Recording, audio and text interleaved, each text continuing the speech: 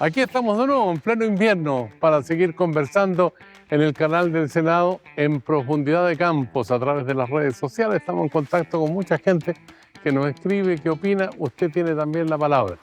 Hoy día vamos a conversar con una mujer que vino de la Cámara de Diputados al Senado. No le digo más porque su ficha aquí está para la presentación de la conversación de hoy.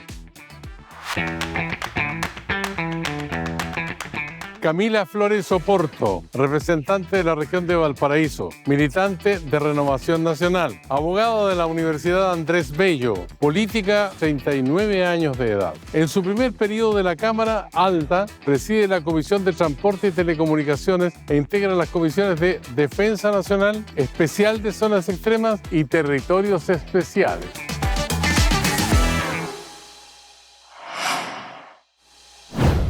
Hola, hola, ¿qué tal? Saludos cordiales aquí en Profundidad de Campos en el canal del Senado.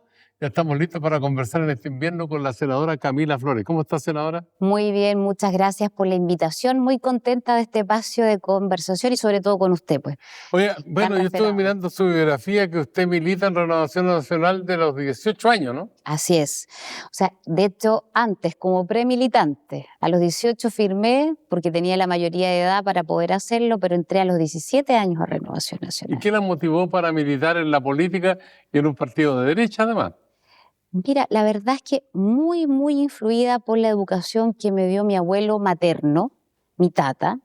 Mi casa siempre se habló mucho de política, mi familia es del sur de Chile, de la zona de Futrono, y siempre fue un lugar donde se habló de política, las consecuencias del gobierno de la Unidad Popular, luego del gobierno militar, y fue algo con lo que yo crecí desde muy pequeña. Mi casa, como le digo, siempre se habló de política. Y siempre entendí también de muy pequeña cuáles eran las ideas que a mí me identificaban y que también son las que promovía mi familia.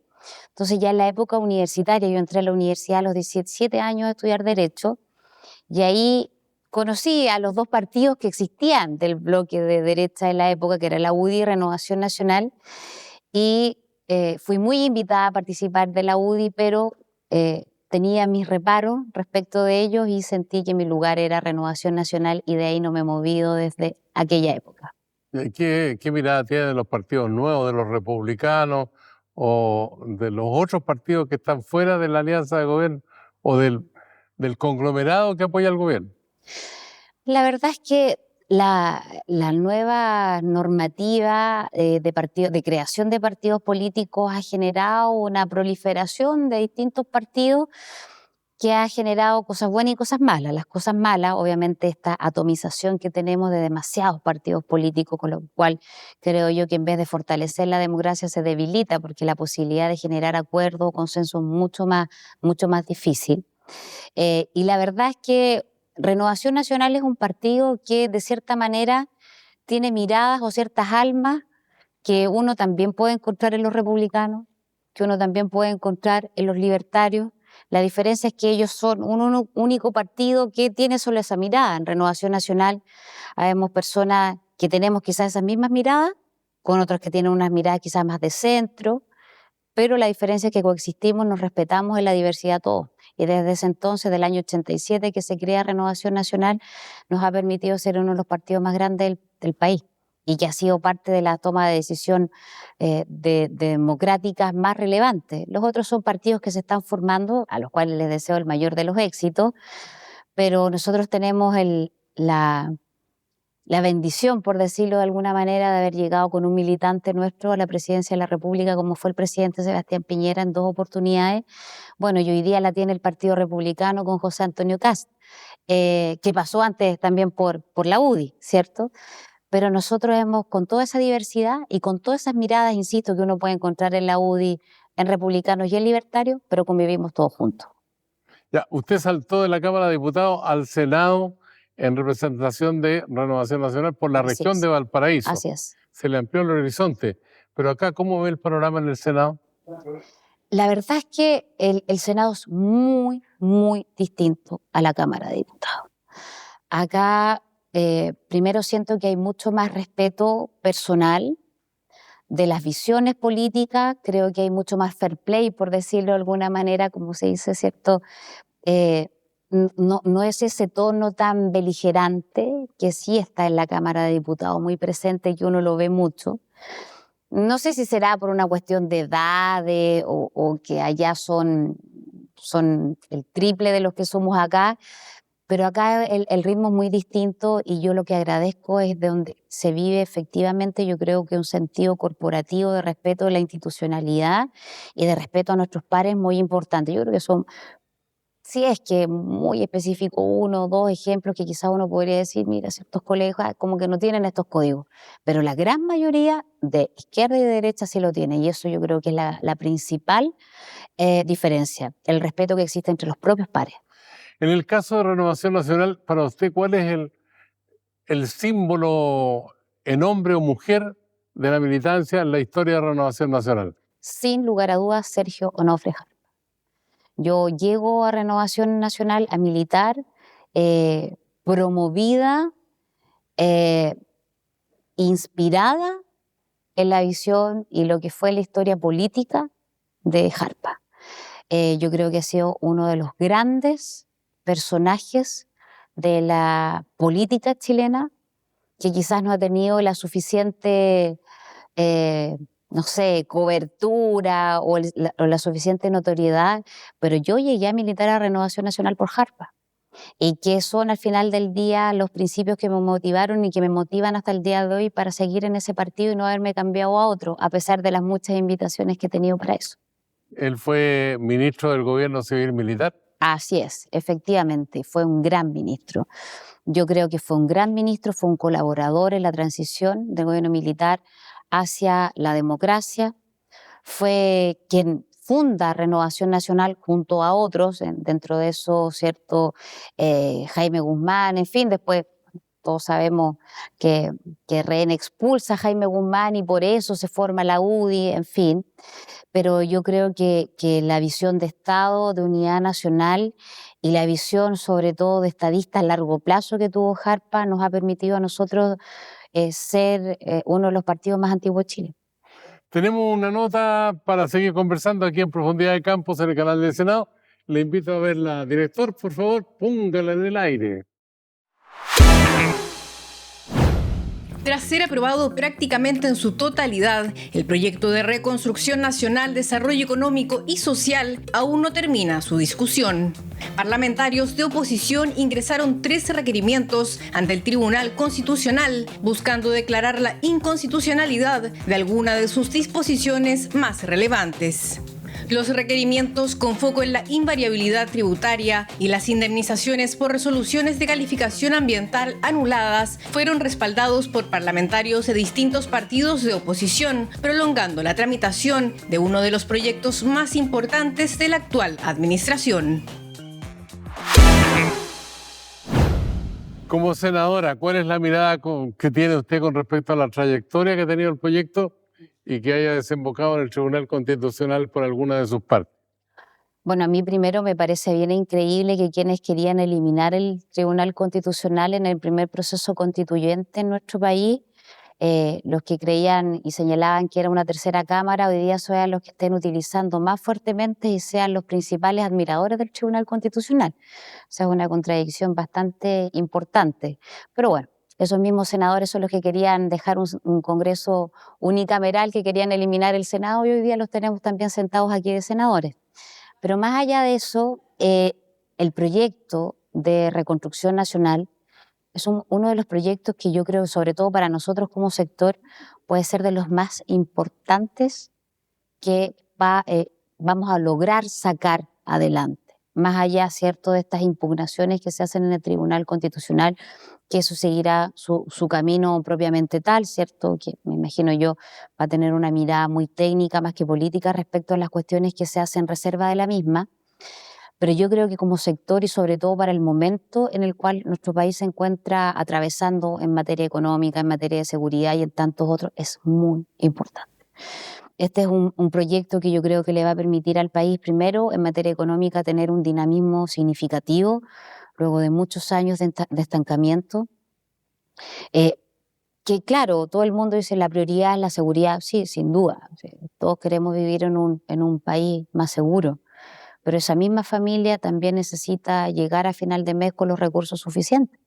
Y cuando tenemos un desempleo en las cifras que tenemos, la región de Valparaíso que yo represento está por sobre la media nacional respecto a la cifra de desempleo. Cuando tenemos en gran parte a mujeres que están desempleadas por distintas razones o motivos, porque muchas veces no se puede compatibilizar por mucho que ellas quieran la crianza de sus hijos, muchas de ellas además son jefas de hogar, en fin, y salir a buscar trabajo no es fácil para muchas de ellas. Qué importante era sacar este proyecto, por ejemplo, lo que contemplaba a la Sala Cuna. ¿Qué duda cabe de que generar condiciones para que la inversión económica vuelva a generarse en el país? Si hay inversión, hay empleo. Si hay empleo, hay recursos, hay riqueza. Y todo es un círculo virtuoso que necesariamente necesita de ciertos incentivos para que quienes promueven la fuerza laboral en el país prefieran quedarse con sus capitales en Chile y no en el extranjero. Y en fin, una serie de elementos, reducir los plazos de la burocracia que existe en el Estado para poder hacer un trámite, un proyecto, son cosas que yo creo que son sumamente relevantes. Y bueno, la oposición, la actual oposición, están haciendo sus puntos políticos, exigiendo una serie de cosas que no fueron capaces de exigirlas cuando fueron gobierno, pero bueno, lo están haciendo ahora, están utilizando dentro de sus facultades que la misma Constitución, Constitución que ellos también querían cambiar, que la misma Constitución les otorga, y hoy día será un organismo externo como es el TC quien va a resolver finalmente el futuro de estas normas que han sido cuestionadas. Ahora, ¿qué certeza tiene usted que al término de 4 años Chile va a tener un crecimiento sostenido, que va a haber más empleo de calidad? Yo creo Cuando que en algún momento el ministro Quirós dijo que no tenía la seguridad. Yo creo que cuando se da la cifra de que el país va a estar creciendo sobre el 4% de aquí a final de este gobierno, yo creo que fue muy ambicioso. Eso es algo que varios de nosotros le transmitimos a distintos ministros del gobierno, porque efectivamente es una cifra muy alta. Y dar una cifra así de categórica también de cierta manera te amarra a tener que cumplirla. Y si tú no la cumples, obviamente después te lo van a sacar en cara. Yo creo que fue una cifra alta, ambiciosa. Obviamente entiendo que se va a hacer todo para aproximarse a esa cifra o lo más posible, pero no creo que sea bueno en muchas ocasiones generar expectativas que uno no necesariamente va a tener la certeza de que se van a poder cumplir. Esto tiene que ver con distintos factores que quizás en lo nacional uno podrá controlar, pero también nosotros no estamos exentos a cuestiones que son externas, guerras, aranceles. Estamos ahí en el tema del arancelario con Estados Unidos. ¿Qué pasa si mañana China nos pone aranceles también a propósito del acuerdo que puede hacer Chile con Estados Unidos? Hay una serie de factores que yo creo que uno de repente muchas veces tiene que ser más cauto cuando entrega ciertas cifras y compromisos. Yo creo que ahí se pecó un poquito de demasiada ambición y yo creo que hubiese sido mejor bajar un poco las expectativas. ¿Cómo recibe usted la crítica de los sectores opositores que dicen que esto de rebajarle los impuestos a los más ricos es una injusticia? Bueno, yo creo que siempre parte del discurso que ha tenido históricamente la izquierda en nuestro país. No es nada nuevo, a mí no me sorprende, no me causa extrañeza. Lo que me extrañaría es que de repente claudiquen a esa bandera y dejen de invocarlo. Ellos siempre a nosotros como sector nos han tratado de sindicar como los protectores de los ricos, de los abusadores, y no somos para nada eso. Lo que nosotros tenemos es una mirada muy distinta. Nosotros vemos en qué país las ideas económicas de la actual oposición, de la izquierda chilena, han proliferado y han sido buenos para esos ciudadanos de esos países. En ninguno. A contrario sensu, ¿cuáles son las ideas que sí han generado prosperidad y han generado crecimiento, efectivamente dignidad en las personas, igualdad de oportunidades en las personas? Son las ideas que más bien están cercanas a nosotros. a nuestra posición política. Y ellos obviamente, esto ha sido, usted sabe, quizás más que yo, es la lucha de clases típica que ellos han invocado eternamente. Nosotros, ¿qué es lo que creemos? Que si nosotros generamos incentivos para que ciertas personas puedan invertir en el país y se haga esa inversión, genere empleo y obviamente esas personas sean empleadas con sus seguros sociales, con todas las condiciones que se generan en el país, va a generar finalmente que la igualdad, ¿cierto? O que la equidad, más bien dicho, se nivele hacia arriba. Yo no quiero un país donde todos seamos iguales, pero iguales de pobres.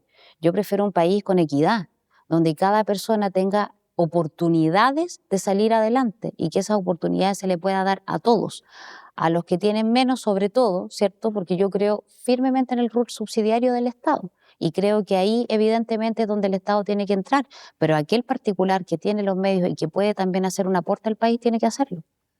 Director, ¿tenemos un senador invitado? Eso, vamos a ir a buscarlo allá al sur de Chile. Aquí está en pantalla con la pregunta para la senadora Camila Flores. Quiero preguntarle a la senadora Camila Flores cuál es la diferencia entre ser diputada y ser senadora para ella aquí en su región. Cortita la pregunta. Cortita pero al hueso, muy al estilo de Carlos Ignacio Kuchel. Bueno, primero hay una cuestión geográfica evidente. Yo antes representaba un distrito con 26 comunas, que eran muchas comunas, fui diputada en 2 periodos por esa circunscripción, el distrito 6. Hoy día se me amplía el distrito, ¿cierto? Son 38 comunas que tenemos que abordar, con incluso lugares insulares, ¿cierto? Como es Rapa Nui, como es la isla de Juan Fernández.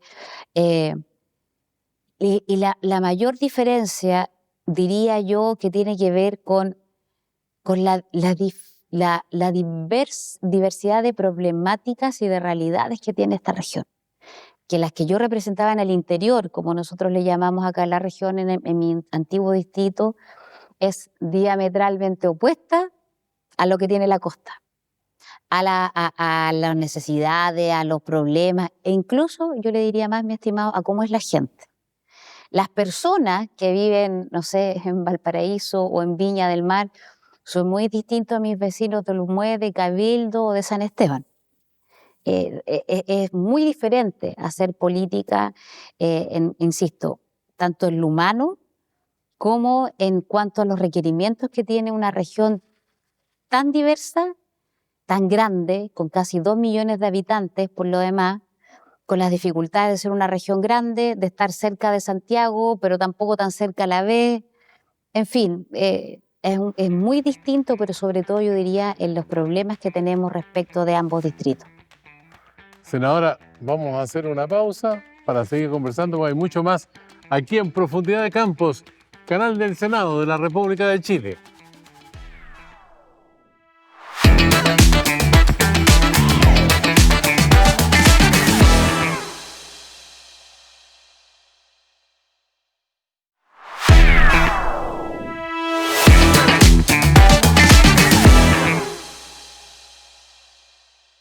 Ya estamos de vuelta con la senadora Camila Flores aquí en Profundidad de Campos, canal del Senado.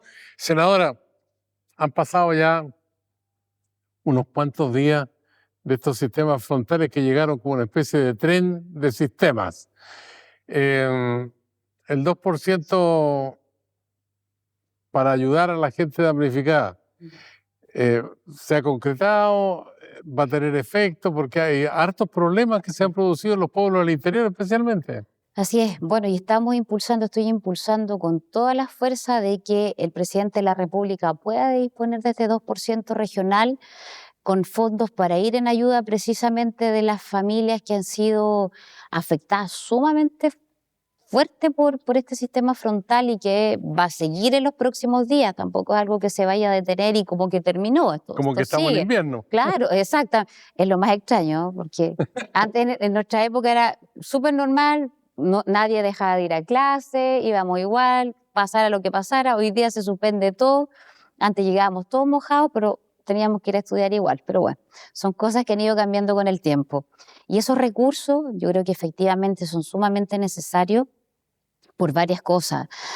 Primero, porque efectivamente nosotros tenemos mucha ruralidad en la región, muchos caminos que, por ejemplo, no están ni asfaltados, menos pavimentados, que hoy día hacen imposible, inviable que la gente se pueda desplazar. Por ejemplo, en la comuna de La Ligua tenemos vecinos que hasta el día de hoy están absolutamente sin posibilidad de salir porque los caminos son imposibles, tomar un vehículo para salir. ¿Para qué vamos a hablar de lo que generó los cortes de la energía eléctrica? Esa es una cuestión horrorosa que yo efectivamente hoy día estamos discutiendo un proyecto que viene precisamente con algunas materias para poder que estas empresas eléctricas, que además son monopolios, ¿cierto?, tengan en consideración un presupuesto que anticipe este tipo de estrago, ¿cierto?, de fuerza mayor, de emergencia, para que se puedan reponer o anticiparse que esto pase. O sea, si hay una serie de árboles que van a cortar sí o sí los cables, vayan a cortar los árboles antes que eso pase. Bueno, y si eso tiene que disponerse de ciertos recursos para que las empresas lo hagan y se anticipen, bueno, habrá que hacerlo. ¿Para qué hablar también del tema de la conectividad? En el caso de la presidencia que me corresponde en la Comisión de Transporte, no solo transporte, también es transporte y telecomunicaciones. Y ahí es todo un mundo que yo creo que nuestro país no le ha dado la importancia a cómo finalmente las comunicaciones es algo que no es hoy día un privilegio, es una necesidad vital contar con internet o tener telefonía. La gente no solamente no podía salir porque no había caminos para salir o transporte, no tenía luz y además tampoco tenía un teléfono para Ahora, comunicarse. usted es senadora de gobierno. El Sí. problema de transporte en la región de Valparaíso, ¿va a tener solución en el gobierno del presidente Kast? En 4 años imposible, porque yo creo que lo que nosotros necesitamos en la región de Valparaíso es una planificación de Estado que probablemente puede demorarse 2 o 3 gobiernos. Porque nosotros hoy día las carreteras que tenemos en la región de Valparaíso son absolutamente insuficientes. Hoy día el parque automotriz que tenemos en la región, muchas familias tienen legítimamente, no ya ni siquiera un auto, tienen hasta 2 por casa. La gente post pandemia ya dejó en una minoría de tomar el transporte público, prefiere salir en auto, porque la micro no pasa, porque es inseguro, por distintos motivos, porque el servicio mismo es muy malo. Usted sabe que el metro, que tenemos metro hasta Limache, gente del interior sueña y aspiramos algún día a tener tren hasta Quillota y La Calera. De aquí que eso pase, quizás ni siquiera ocurra, y quizás cuándo. El tren Santiago-Valparaíso, que era un sueño, se transformó en una pesadilla. Yo creo que es más prioritario tener hacia el interior que hacia Santiago, porque el tren a Santiago es un tren de carga. Yo prefiero un tren que transporte personas. Y ese tren que se estaba planificando desde Valparaíso a Santiago, que se va a demorar 3 horas y media en llegar a Santiago, cuando uno toma un bus y se demora a todo reventar 2 horas. ¿Cuál es el beneficio de tener un tren? Y Claro, la carga puede la doble ser. carretera Santiago-Valparaíso. Oh, eso sería un sueño. Eso sí, eso sería un sueño. Eso sí. Efectivamente, yo creo que nosotros no tenemos las condiciones viales para la cantidad de personas que llegaron a vivir de Santiago o de otras regiones hacia la nuestra. Después de la pandemia, mucha gente tenía, hoy no, yo tengo mi segunda vivienda en Algarrobo, mi segunda vivienda en Olmué, y ahora toda esa gente ya no es segunda vivienda, su primera vivienda. ¿Y qué generó eso? Que tenemos menos presión de agua, que tenemos más autos en las carreteras, en fin, y una serie de otros problemas. Si usted me pregunta a mí, yo prefiero apurar el tren a Quillota Calera que el de Santiago, porque verdaderamente a nosotros, como vecinos de la región de Valparaíso, personas que van a estudiar, a trabajar, yo viajaba desde Casablanca todos los días a estudiar Derecho a Santiago. Y no creo que hubiese tomado un bus, un tren. Yo prefiero tomar el bus que me tenía desde Casablanca a Santiago en 1 hora. Ahora, usted me mencionaba el problema de la comunicación, especialmente le menciono yo el caso de Internet. ¿Usted cree que ha habido manga ancha del sistema político con las empresas que venden este servicio y que no dan cabalmente la atención que la población, especialmente en el ámbito rural, necesita? Absolutamente. Yo creo que el Estado ha sido muy complaciente, sobre todo con algunas empresas, que se ganan licitaciones, se las ganan porque van a competir a un costo más bajo, después no cumplen, ¿cierto? me la gané, no cumplo, y si no cumplo da lo mismo porque muchas veces el Estado ni siquiera le cobra las boletas de garantía. Eso, por ejemplo, con la empresa WOM, eso pasó, que es una de las tantas que operan en nuestro país. Se ganó una licitación, competían a menor precio, por lo mismo se la adjudican, después esa empresa simplemente no cumplió con la base de licitación y hasta el día de hoy no le cobran las boletas de garantía, que son cerca de 80 millones de dólares, que sería para beneficio del Estado. ¿Usted ve al gobierno capaz de exigir, por ejemplo, que se resuelva definitivamente como establece la ley, que se desarmen esos nudos de cable que están esparcidos por todo el país de empresas eléctricas, de telecomunicaciones, o cree que este gobierno tampoco va a poder? Mire, por lo menos me entregaron una planificación esta semana, la subsecretaria de Telecomunicaciones. El día lunes yo me reuní con ella y me entregó toda una planificación para la región de Valparaíso, de las 38 comunas, cómo venía planificado, ¿cierto?, para este año y el 2027 el retiro de cable. Va a ser lento, pero yo espero que finalmente se termine cumpliendo y que se ejecute los próximos 4 años que quedan de gobierno y que el proyecto Chao Cable, que era algo tan importante, efectivamente se termine haciendo. Otro de los temas en que usted ha estado involucrada, el proyecto que endurece las sanciones y afirma que quien comete delitos graves, razonando como adulto, debe responder como tal. ¿Usted cree que se va a terminar el problema de la incursión de los menores en la violencia con rebajar la edad, por ejemplo? Mire, si uno ve la experiencia comparada respecto de otros países de Latinoamérica, la edad promedio de imputabilidad penal adolescente son los 12 años. Nosotros en nuestro país la imputabilidad parte a contar de los 14. Hay otros países que son un poco más avesados, que la edad de imputabilidad penal parte a los 11 años, como en el caso de Brasil, por ejemplo. Correcto. En razón de lo mismo, yo sí creo en el efecto disuasivo de las sanciones. Yo creo que es mucho más fácil cuando tú le aplicas una sanción fuerte a un joven recuperarlo en la sociedad, pues yo creo que tiene que ir una mano fuerte, que efectivamente ese joven que mata, que viola, que hace un portonazo, una encerrona, se le aplique una sanción de cárcel, aun cuando sea un joven en un sistema distinto, por supuesto, al que existe para los mayores de edad, pero que sí cumpla con una pena de reclusión, de presidio, y que por lo tanto tenga esa experiencia de vida que le permita en el futuro, no en el futuro cuando tenga 30, 40, 50 años, esa experiencia no hacerlo repetir la misma. Yo creo que es mucho más fácil poder reinsertar en la sociedad a un joven que a una persona adulta que cometa delitos. Ahora estamos hablando de acciones punitivas, pero hoy día las cárceles están llenas, sobrepobladas.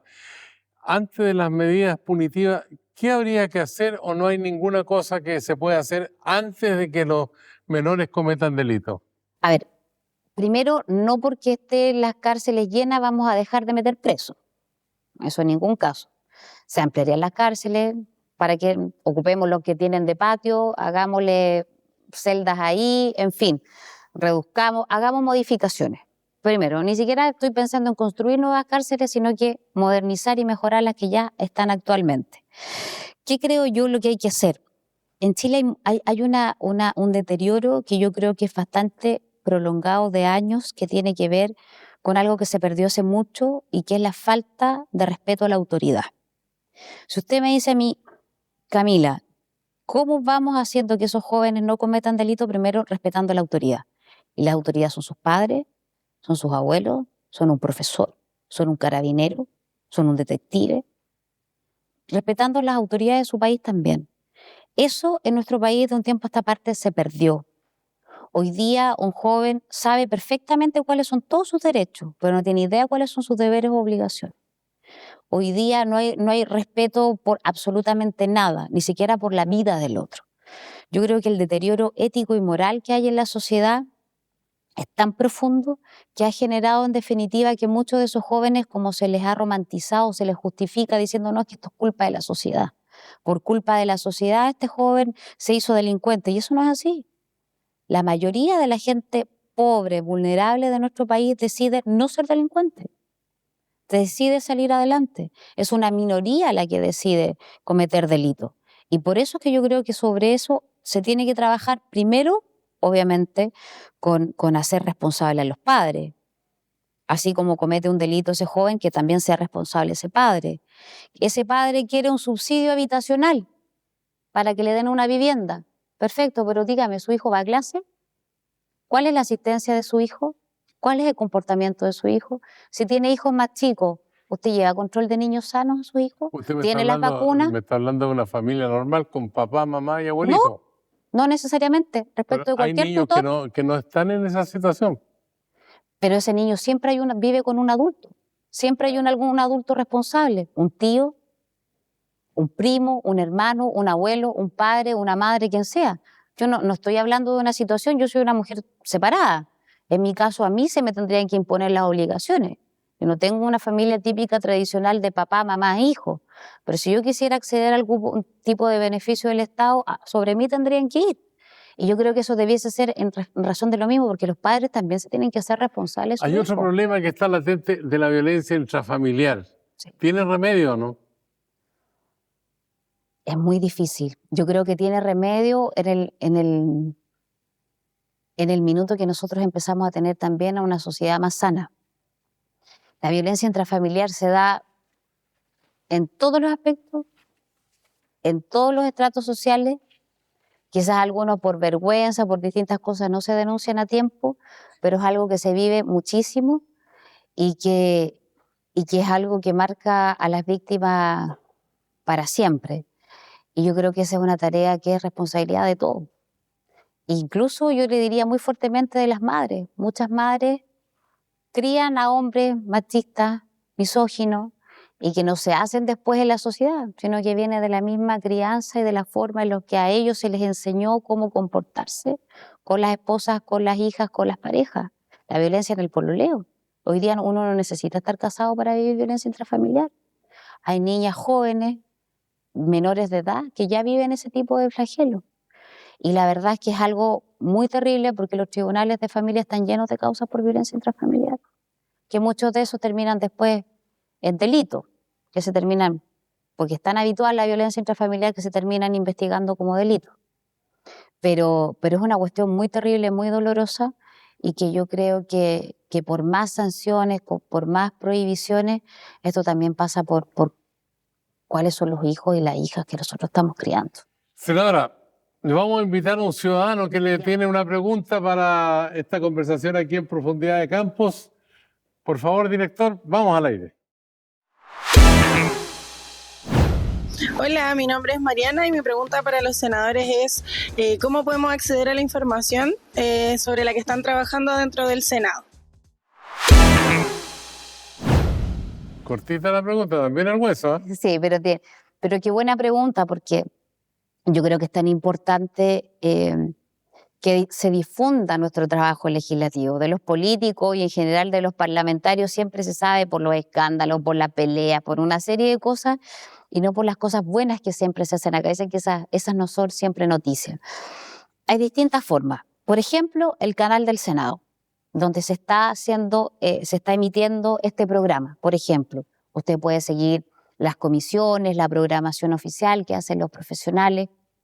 También existen las redes sociales del Senado que dice, oye, estos son los proyectos que se van a ver, se votó de tal manera. Usted puede seguir las discusiones en vivo, incluso no solamente por el canal de cable del Senado, lo puede hacer a través de YouTube, lo puede hacer a través de distintas plataformas y obviamente también lo puede hacer siguiendo la autoridad a alguno de los 50 senadores que representa su región. Que cada senador, yo creo que todos, lo que hacemos es uso de las redes sociales para contarle a la ciudadanía cuál es nuestro trabajo parlamentario, qué es lo que se hace acá, cuáles son quizás los énfasis que uno le quiere dar también a la gestión propiamente tal. Existe hoy día una comunicación mucho más amplia que anteriormente, que este era un trabajo muy poco conocido. Hoy día es muy fácil acceder. El Senado tiene todas las redes sociales que ustedes se puedan imaginar, nos va a encontrar. Y además, siguiendo, por ejemplo, las distintas discusiones y la programación del TV Senado. Senadora, le invito a un ping-pong verbal. Yo planteo un concepto, un nombre y usted me contesta con otro, ¿ya? Ya. Ya. Región de Valparaíso. La más linda de Chile. Renovación Nacional. Mi casa política. Reconstrucción Nacional. Un gran proyecto para Chile. Seguridad y Defensa Nacional. De mis mayores motivaciones políticas.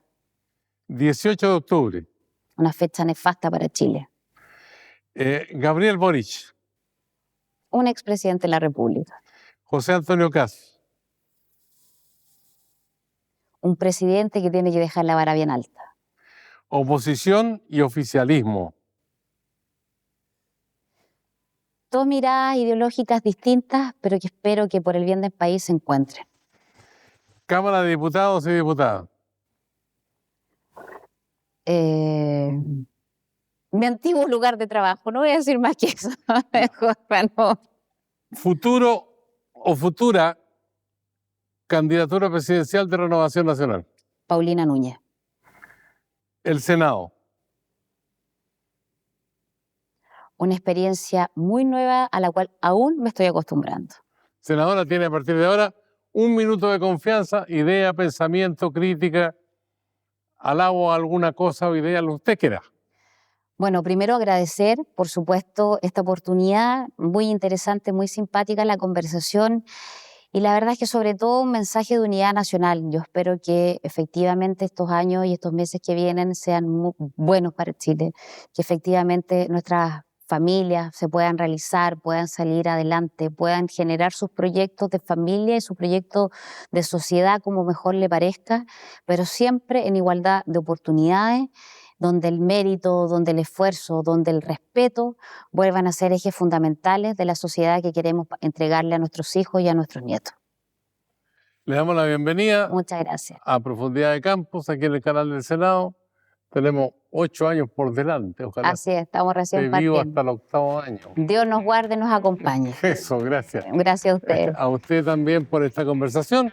Aquí en el canal del Senado usted sigue estos diálogos permanentemente y estamos con usted no solamente en el canal, sino que también a través de las redes sociales. Carpe diem, será hasta la vista.